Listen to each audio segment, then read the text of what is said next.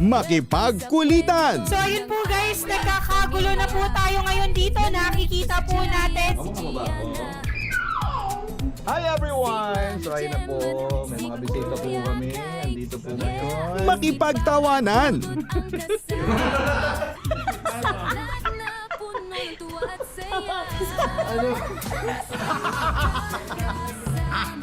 At minsan, makipag-iyakan.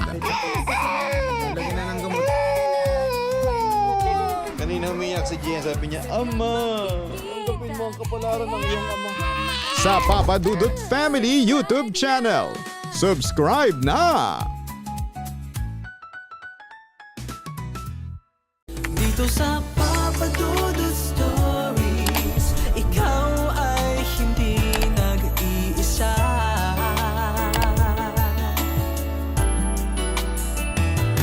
Dito sa Papa Dudut Stories, may nagmamahal sa'yo. Papa Dudut Stories.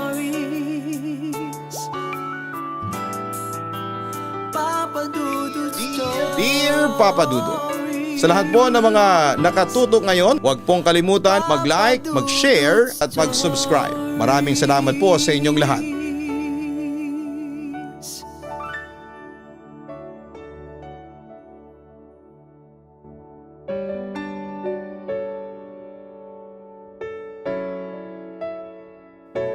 Dear Papa Dudut, kumusta po kayong lahat? Just V here mula sa Timbao, Binyan, Laguna.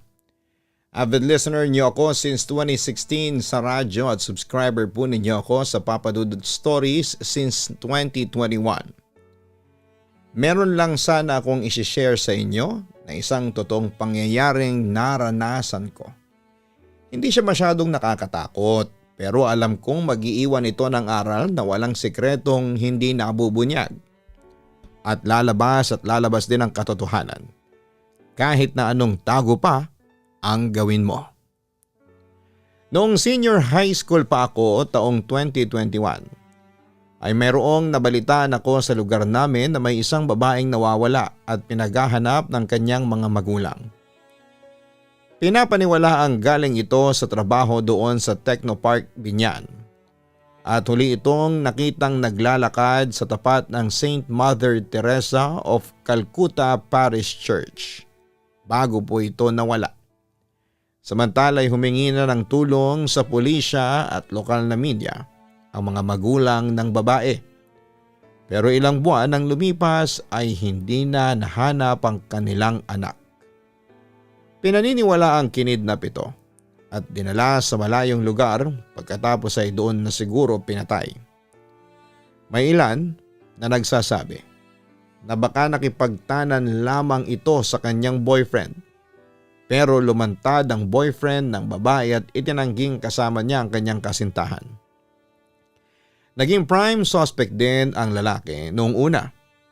Pero sa pagdaan ng investigasyon, napatunayan na inosente ito at wala talagang alam sa nangyari ang kanyang girlfriend.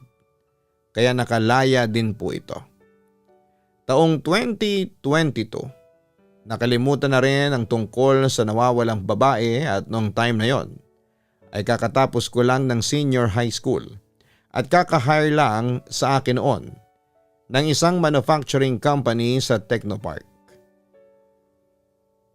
Nagpapalit ang shift namin every week 6 a.m. to 2 p.m. 2 p.m. to 10 p.m. at 6 p.m. to 6 a.m. Papa Dudut, first time kong mag-graveyard shift nito at pabor sa akin dahil sanay naman ako sa puyatan. Ito rin yung time na ganado pa ako sa pagtatrabaho kasi 3 years akong full-time mom at lagi lang akong nasa bahay. Nangyari ito magdadalawang buwan na ako sa trabaho malapit na kaming mag-coffee break which is saktong 3 a.m. Tapos ay natsyempohang ihing-ihin ako. 30 minutes lang ang coffee break namin.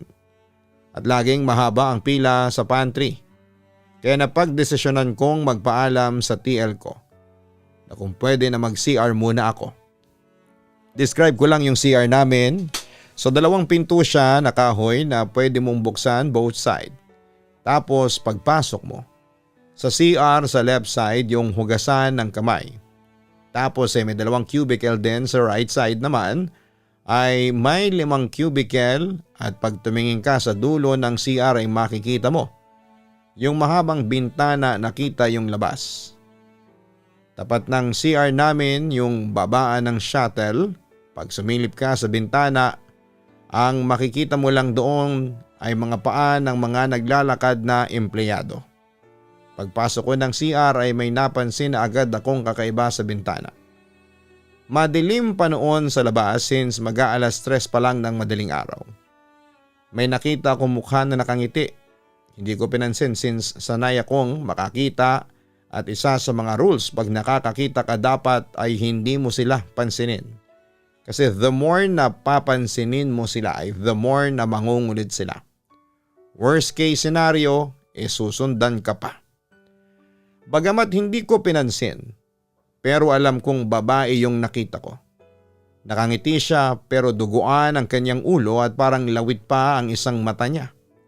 Kaya nagpretend akong dinedma ko na lamang kasi alam kong hindi yon tao. After kong mag-CR ay naghugas ako ng kamay tapos noong papalabas na ako ng CR ay may narinig akong sumitsit. Ito yung isa sa mga sobrang pinagsisihan ko. Lumingon ako at saktong diretso ang tingin ko doon sa muka na nakita ko sa bintana. Nagkatitigan kami tapos habang nakatitig siya sa akin ay unti-unting lumalaki ang ngiti na meron siya na parang aabot na sa tenga yung gilid ng mga labi niya. Napamura ako ng malutong pa sa chicharon. Sabay takbo pabalik sa bay namin. Hindi ako nakapagkape at nakapagyosi man lang noong break namin. Kakaisip kung ano ang gagawin ko. Kasi panigurado na hindi na ako makakapag-CR ng matiwasay. At yun ang pinakamalapit na CR sa station namin. Then after noon papadudot, gabi-gabi na akong binabangungot. Lagi akong nagigising ng 2:50 AM or saktong alas 3 na pawis na. Tapos ay hindi na ako makakabalik sa pagtulog kasi lagi akong lutang sa trabaho. Habang tumatagal ay palala ng palala ang nangyayari sa akin. Halos 2 weeks nang ganon ang sitwasyon ko. Noong mag-start na, kada magigising ako sa madaling araw, may naaamoy akong sobrang baho na halos masuka-suka talaga ako. Yung amoy ay sobrang sakit sa ilong at sikmura. Para siyang pinagsamang nasusunog na gulong, plastik, buhok at karne. Lumipas pa ang 1 linggo ay sobrang laki ng binagsak ng katawan ko. Akala tuloy ng mga tao sa amin ay nag-aadik ako. Okay lang sana yung bangungot at yung puyat kaso ay hindi ko talaga carry yung amoy na naaamoy ko sa madaling araw. Minsan sa sobrang baho ay naiiyak na lamang ako. At may time na nagwala ako kasi para na akong masisiraan ng ulo. Doon ako nagsabi sa nanay ko kasi hindi ko na talaga kaya. Pinalbunaryo ako ng nanay ko doon pa sa Bagtas Tanza, Cavite. Pag pupunta ka sa albularyo na yon, dapat ay may dala kang itlog. Hindi ko alam kung para saan pero para sure ay nagdala kami ng 2 itlog. Nung nasa pintuan ako ng bahay noong albularyo, nakatingin siya sa akin pero tagos ang tingin niya. Yung parang may tao sa likod ko at doon siya nakatingin kahit nawala naman. Inabot ng nanay ko yung itlog. Pagkaupo ko doon sa pwesto kung saan siya nang gagamot ay nagsalita yung albularyo at ang sabi niya, "Matapang to. Sumama pa talaga hanggang dito." Papadudot nagulat ako noon kasi ang akala ko ay sinasabihan niya yung nanay ko. Tapos ay inutusan niya yung nanay ko na bumili pa ng 3 itlog. Pagbalik ng nanay ko ay nagbasag ng 1 itlog yung albularyo. Normal yung itlog, after noon ay kumuha siya ulit ng itlog. Pero that time ay dinasalan na niya tapos ay pinaikot-ikot niya sa ulo ko, sa braso ko at sa likod ko. Pagkatapos niyang gawin yon ay binasag niya yung itlog at pagkabasag ng itlog ay doon ako ulit muntik nang magwala. Kasi itim na yung itlog at sobrang baho. Yung amoy ng itlog na yon, yung amoy na naaamoy ko sa madaling araw. Nag-start na akong magpanik at nahihirapan na rin akong huminga noon. Umiyak na nga ako at nagmamakaawa ako sa nanay ko na alisin yung amoy. Pero sabi niya ay wala naman daw siyang naaamoy. Lalapitan sana ako ng nanay ko pero pinigilan siya ng albularyo. Inulit niya ng 2 beses pa yung ginawa niya sa itlog, tapos ay puro ganun ulit. Itim na yung itlog at sobrang baho. Sa pangatlong itlog ay hindi ko na talaga kinaya yung amoy. Nagbalak akong tumayo at lumabas ng bahay noong albularyo. Nagwawala na talaga ako noon kasi para talaga akong mababaliw doon sa amoy. Ginawa nung albularyo, hinawakan niya ako sa hinliliit kong daliri. Bigla akong nanghina noon tapos ay nawala na ako ng malay. Kwento ng nanay ko ang tagal ko daw dinasala ng albularyo, siguro halos 1 oras. At habang dinadasalan daw ako ay panay daw ang iyak ko at sigaw ng tama na po, masakit. Parang awa nyo na, alisin nyo na yung amoy at hindi ko na kaya. Tapos after daw akong dasalan ng albularyo ay may sinuot sa akin na pangontra. Mga ilang minutong lumipas ay nagising din ako. Unang sabi sa akin ng albularyo, alam mo na, sa susunod na huwag kang lilingon basta-basta pag may narinig kang sumitsit. Nagulat ako kasi ever since pagdating namin sa bahay niya ay hindi ako nagkwento kung ano ang nangyari sa akin. Tinanong ko siya at ang sabi ko ay paano niya nalaman. Ang sabi niya sa akin, noong nasa pinto pa lang daw ako ay may nakita na siyang nakasunod sa akin.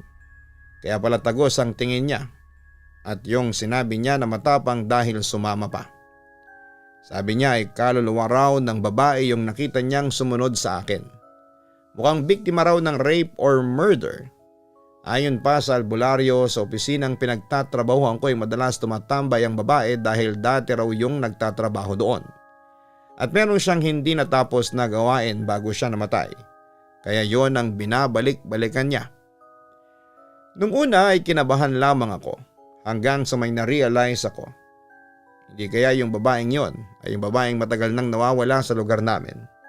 Tinanong ko rin ang albularyo about doon sa naamoy ko na hindi naaamoy ng iba. Sign daw yon na sinukuban at sumanib siya sa katawan ko. Buti na nga lang daw at hindi ako nawawala ng malay pag sobrang baho na talaga yung amoy. Kasi may tendency daw na hindi na ako magising. Kaya simula noon ay hindi na talaga ako nalingon pag may narinig akong sumisit-sit. Samantala ay mukhang effective yung binigay na pangontra sa akin ng albularyo. Kasi pagkatapos noon ay hindi na ako binangungot tapos ay nag-resign din agad ako sa trabaho. Kasi hindi ko rin kayang bumalik dahil baka makita ko ulit yung babae. Pero noong last day ko sa trabaho ay nagtanong ako sa mga katrabaho ko kung doon ba sa opisinang yon nagwo-work yung napabalitang babaeng nawawala. Sumagot ang TL namin na meron nga raw. At eto raw yung TL na pinalitan niya. Pagkatapos kong mag-resign sa work ay kinumbinsi naman ako ni mama na magpatuloy sa pag-aaral sa kolehiyo. Nag-enroll ako pero hindi ako full load para may oras pa rin ako sa aking trabaho. At pagkatapos ng first job ko ay na-hired ako sa ibang company pero sa loob pa rin ng Technopark Binyan sa bandang Trade Avenue. Bagamat malayo ito sa first job ko na located naman sa North Science Avenue. Paminsan-minsan ay nararamdaman ko pa rin ang presensya noong babae. Ewan ko ba papadudot pero paminsan-minsan ay naaamoy ko pa rin yung mabahong amoy na yon. Kaya hindi ko talaga tinanggal sa aking katawan ang pangontrang binigay sa akin ng albularyo. Hanggang isang araw, alas 5 ng umaga yon nang tumunog ang aking alarm. Hudyat na kailangan ko nang bumangon para mag-asikaso papasok sa trabaho. Alintana ang antok na nadarama dahil sa pagkapuyat kaya umidlip ulit ako dahilan ng muling pagkatulog ko. Pagkamulat ng mga mata ko ay nagulat ako na nakaangkas na ako sa motor ng kaibigan kong lalaki. Palubog na ang araw nang huminto kami sa stoplight. Pero naramdaman ko na meron pa raw kaangkas sa motor namin ng kaibigan ko. At nasa likuran ko yon. Bigla akong kinilabutan at hindi ko magawang lumingon kasi naamoy ko na naman ang mabahong amoy na yon. Hudyat na muli na naman akong binibisita noong babaeng duguan. Lalo pa akong nagpanik nang maramdaman ko ang malamig niyang kamay. Bagya akong lumingon at nanginig ang buong katawan ko dahil nakita ko ang duguang kamay na nakahawak sa balikat ko. Tapos ay biglang sumitsit ang babae na siyang paglingon ko. At yun nga papadudot, nakita ko ang babaeng iyon sa pangalawang pagkakataon. Huwag kang matakot sa akin. Hihingin ko lang ang tulong mo. Kilala mo ang pumatay sa akin. Ituturo ko sa iyo kung saan ako inilibing. Sabi pa ng babae sa akin. Pagkatapos ay ngumiti ito ng nakakakilabot. Hanggang nagulat na lamang ako sa biglang pagharurot ng tropang inangkasan ko. Kahit may mga ilang sasakyan pa ang dumadaan sa may harapan namin. Sumigaw ako na mag-slow down siya pero parang natulala siya at wala sa sarili. Sa sobrang bilis ng pangyayari ay nasaksihan ko na lamang ang dahan-dahang pagsalpok namin sa kotse dahilan para tumilapon kami ng angkas ko at mawalan ng malay. Napabalikwas ako ng bangon bago tumunog muli ang pangalawa kong alarm. Panaginip lang pala ang lahat. Napansin ko din na napigtas pala yung pangontrang binigay ng albularyo sa akin. Kaya siguro nagpakita ulit sa akin yung babaeng kinakatakutan ko. Noong time na yon ay nawala na sa isipan ko yung sinabi ng babae sa akin at sa halip ay tinanong ko na lamang sa sarili ko kung sasama pa ba ako sa lakad naming magkakatrabaho pagkatapos ng trabaho namin dahil baka pangitain yung panaginip ko. Nagkibit balikat na lamang ako nang tumawag sa akin ang kasamahan ko at nasabi ko sa kanya na kagigising ko lamang pero sasama ako sa kanila sa outing. Fast forward. Mag-aalas 6 na ng gabi kami umalis sa opisina papunta sa camp sa Cavite. 6 kaming lahat, 3 motor lang ang gamit. 3 driver at 3 angkas. Yung iba naming kasama ay kinabukasan pa babiyahe ng umaga. Medyo nakakakabalang siguro sa part na may ilang dadaanan kami na ang kwento ng isa naming katrabaho ay halos dilim lang ang makikita, tanging ilaw lang sa motor ang magbibigay liwanag. Alas 9 nang baybayin na namin ang madilim na daanan sa Cavite habang nasa likod namin yung iba pa naming kasama. Guide us Lord. Dinig kong bigkas ng katrabaho kong nagmamaneho na si Terence. Maya't maya ay kinukumusta ako ni Terence kung okay lang daw ba ako. Hindi raw ba ako natatakot at kung ano-ano pa. Siguro ay pampawala rin ang antok niya kaya kinausap niya ako. Sa kalagitnaan ng biyahe namin, yung wala na kami halos kasabayan na mga kotse at motor. Nakakita ako ng babaeng duguan na nakatayo sa gilid ng daan. 3 beses ko siyang nakita sa loob lamang ng ilang segundo na para bang hinahabol niya ako.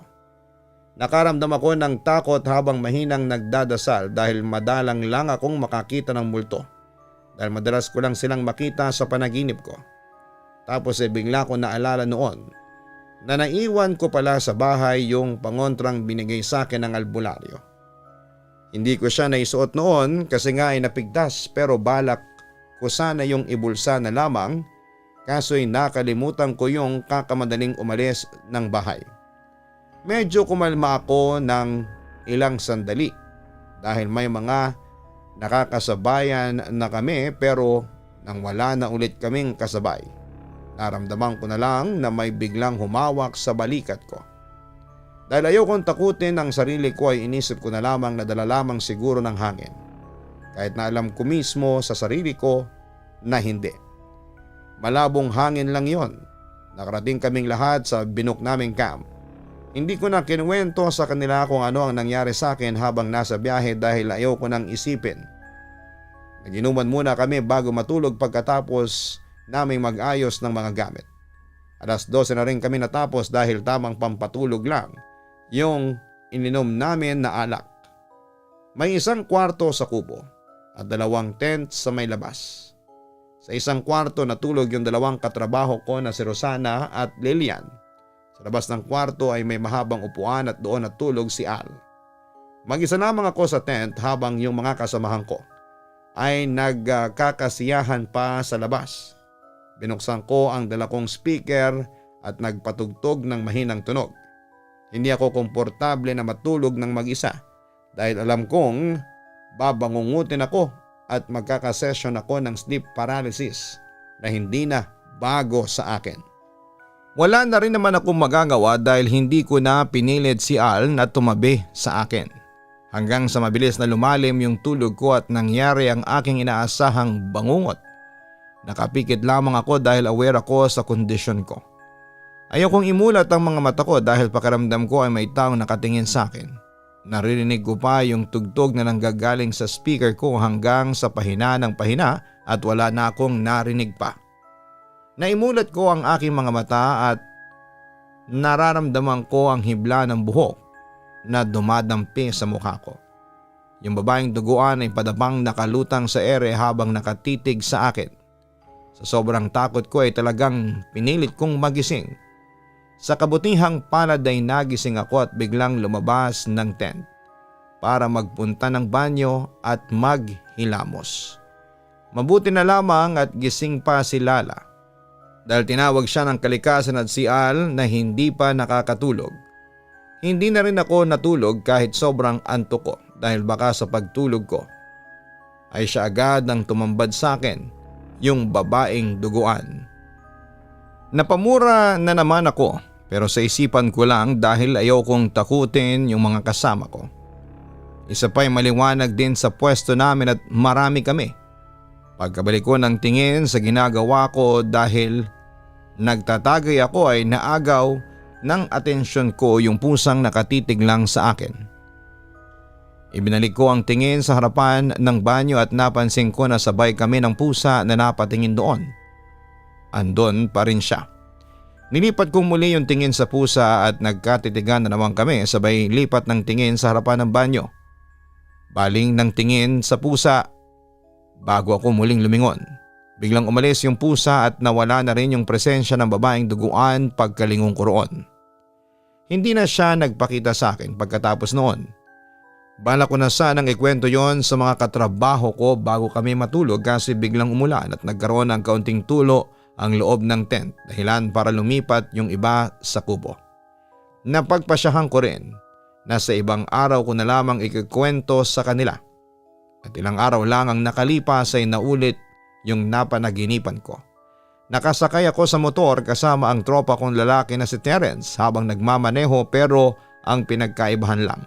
Hindi na duguan ang babae at parang ako yung hindi kasama nila. Para bang nakikita ko lang sila pero hindi ako yung main character. Parang ganon papadudot.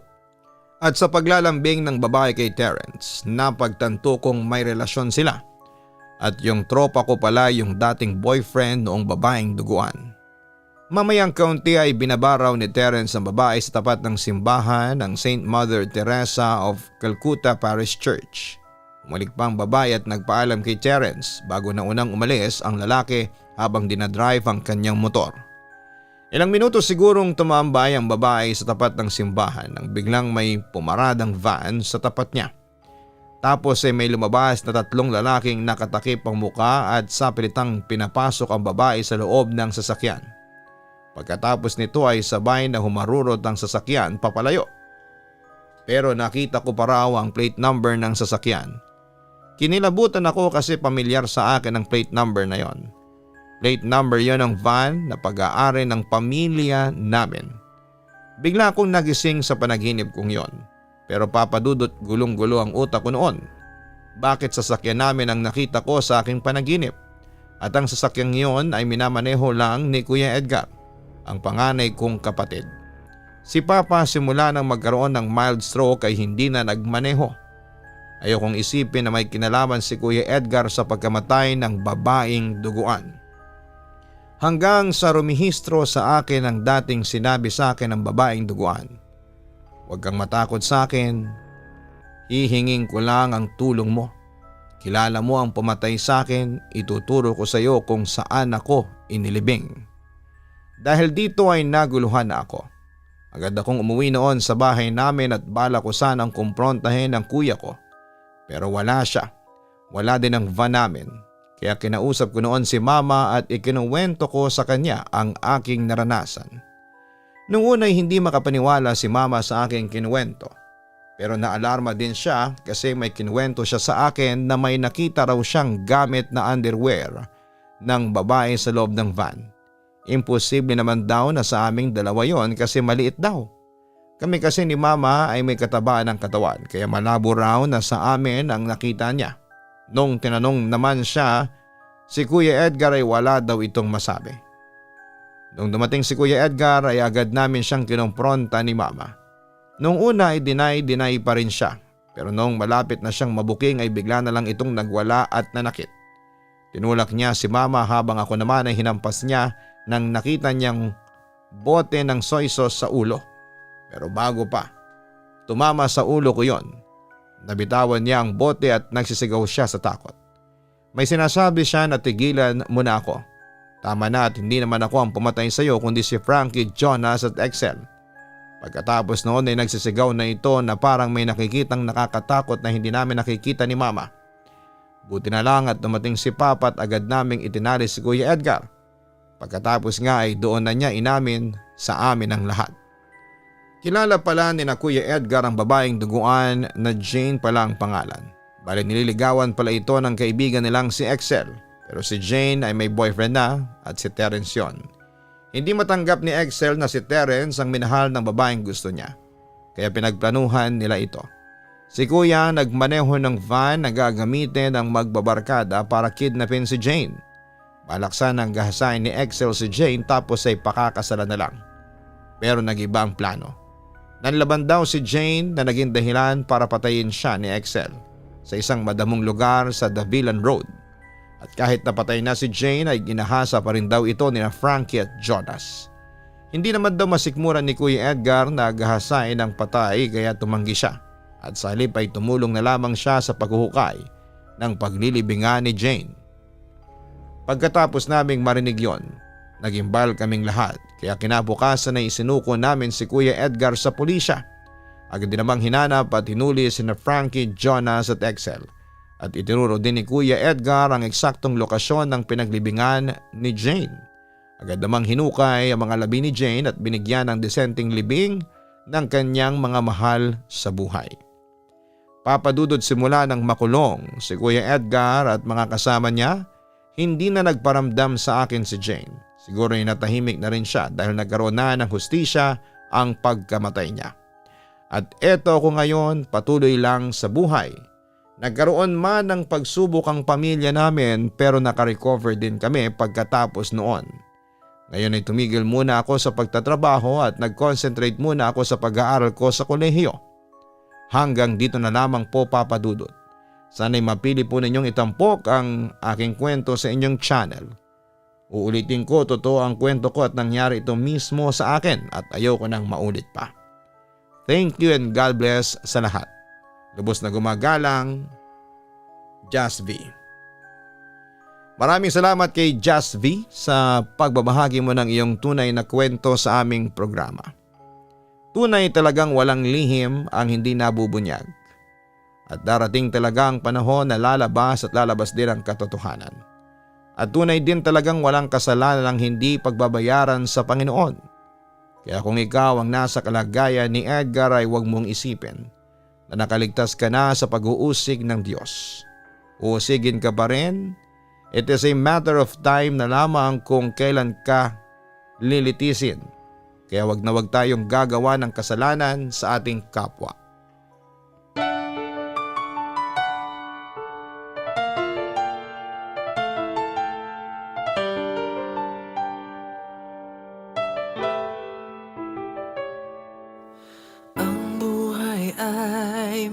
mahiwaga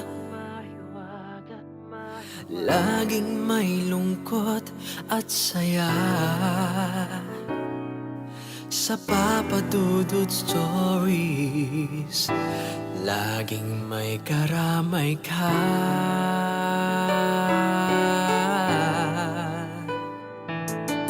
Mga problemang kay bigat. Dito ay pakikinggan ka sa Papa Dudut Stories. Kami ay iyong kasama.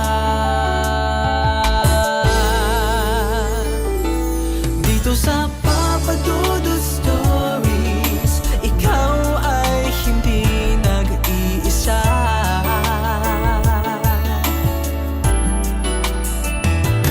Dito sa Papa Dudut Stories, may nagmamahal sa'yo.